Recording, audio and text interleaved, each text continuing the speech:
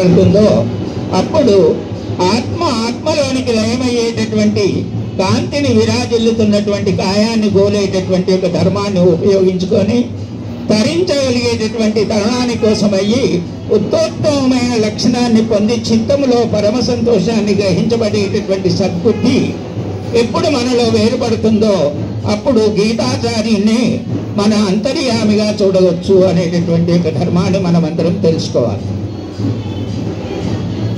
ఆ ధర్మం ఎంతకాలం అయితే మనం తెలుసుకోలేక గీతా పఠన చేయడానికి ప్రయత్నం చేస్తున్నామే కానీ గీత అనేక విధాలుగా చదువుతున్నాము. ఆ చదువుతున్నటువంటి యొక్క ధర్మాన్ని మనము ఉపయోగించుకోవడం లేదు అనేటటువంటి ధర్మం మనం తెలుసుకోవాలని మీ అందరిని అడుగుతున్నాను. ఎందుకు ఉపయోగించుకోవడం లేదు కదా అంటే అంతర్యామి అనేటటువంటి యొక్క సమీపాన్ని చేర్చగలిగేటటువంటి యోగత మనకుంది కాబట్టి మనం ఉపయోగించుకోవడం లేదు అనేటటువంటి ఒక సత్యాన్ని మనం అందరం గ్రహించాలని మీ అందరికీ తెలియజేయడం జరుగుతుంది.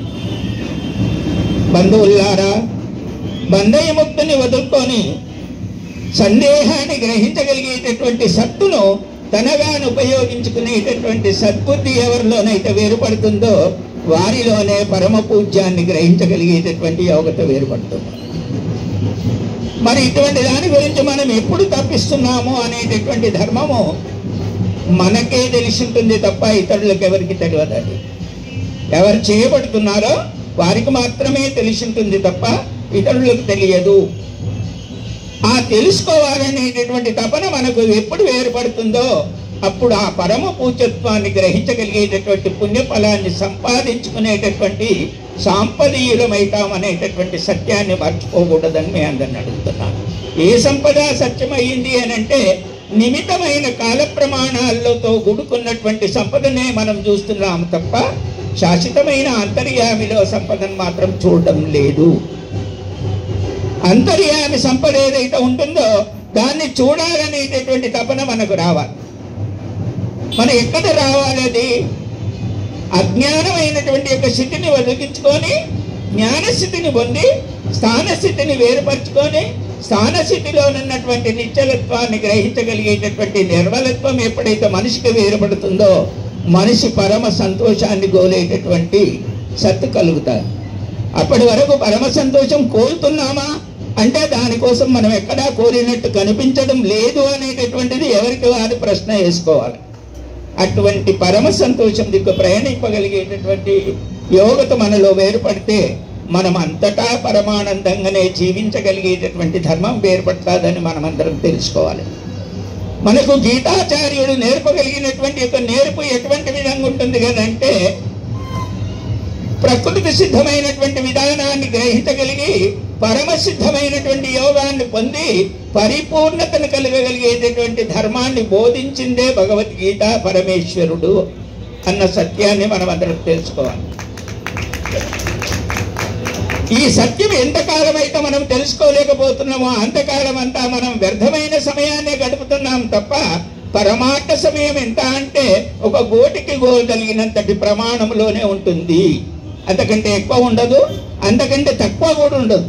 ఒక గోరుకు కలిగితే ఎంత ప్రమాణం ఉంటుందో అంతనే భగవద్భక్తి అనేటటువంటిది ఉంటుంది అనేటటువంటిది మర్చిపోకూడదని మా అందరితో తెలియజేస్తున్నాను.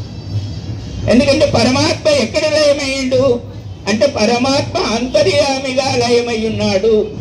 పరమాత్మ అంతర్యామిలో ఎక్కడున్నాడు? ఆత్మగోచరమైనటువంటి యొక్క విధిలో ఆత్మలయ రూపమైనటువంటి తేజంలో ప్రకాశింపబడుతున్నటువంటి పరమ పూజ్యుడు నిండి ఉన్నాడు హృదయములో అనేటటువంటి సత్యాన్ని మర్చిపోకూడదు. పవిత్ర తేజ సంపన్నులైనటువంటి యొక్క భక్తులకు తెలియపరచడం ఏమిటి కదా అనంటే మనసు బుద్ధి చిత్త అహంకార జ్ఞానము అనేటటువంటి విధిని ఉపయోగించబడినటువంటి ధర్మం. ఎందుకంటే మనస్సు ఉంది మన దగ్గర, బుద్ధి ఏం చేస్తుంది అనేటటువంటి ఎరుకను సాక్షాత్కరించుకోవడం లేదు. బుద్ధి చిత్తంలో సత్య అసత్యం అనేటటువంటి రెండు భాగాలు ఉంటున్నాయి. ఒకటి సత్యం అని ఉంటుంది, ఇంకొకటి అసత్యం అనేటటువంటిది ఉంటుంది. కాబట్టి సత్యము అనేటటువంటి దాన్ని గమనింపాలంటే మనం ఏం కావాలి కదంటే అహంకారమును అదుపులో పెట్టుకొని అవని సిద్ధమైనటువంటి యోగస్యాన్ని గ్రహించబడి యోగ జ్ఞానంలో నుండబడేటటువంటి తేజాన్ని పొందబడేటటువంటి ధర్మం దగ్గరికి వెళ్ళినప్పుడు చిత్తములో అసత్యం అనేటటువంటిది భిన్నమైపోతుంది, సత్యం అనేటటువంటిది ప్రకాశిస్తుంది. ఆ ప్రకాశించిందే మన హృదయంలో నుండి జ్ఞాన తేజము అనేటటువంటిది గుర్తించుకోవాలి.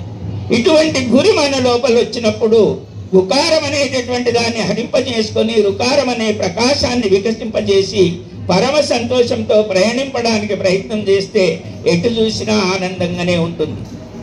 అటువంటి ఆనందాన్ని పొందేటటువంటి ధర్మాన్ని మనం ఉపయోగించుకొని మన జన్మ రహితం చేసుకోవాలని మీ అందరినీ కోరుకుంటూ నా వాణికి సమయం ఇస్తున్నాను.